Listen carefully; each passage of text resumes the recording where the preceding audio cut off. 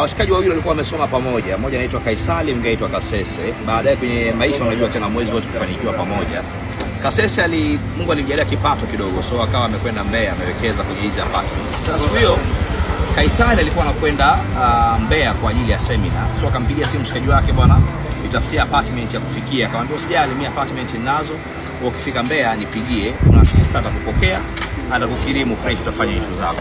Kweli alipofika Mbeya, dada akampigia, akampokea kwenye ile apartment ya rafiki yake na maisha yakaendelea. Sasa unajua sisi vijana tunatofautiana kidogo. Mchizi siku hiyo akaona sio fresh kulala miguu miwili.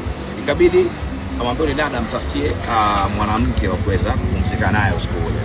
Dada akaona sio case, kwa nini kutafutie ofa yako shilingi ngapi? Dada akajiongeza, mchizi akapoa kwa yule dada. Kwa hiyo wakalala wote mpaka asubuhi. Asubuhi jamaa akaenda kwenye seminar.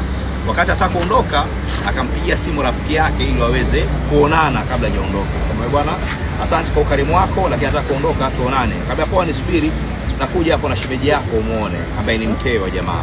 Kweli nusu saa nyingi jamaa akafika, akamtambulisha bwana, huyu ndio shemeji yako.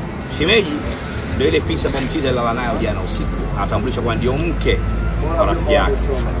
Nataka uniambie hapa kwenye comment chini, kati ya watu watatu nani mwenye makosa? Lakini pia wewe ungekuwa ndio mchizi, ungemwambia rafiki yako kwa jana nimemla shemeji? Tukutane kwenye comment.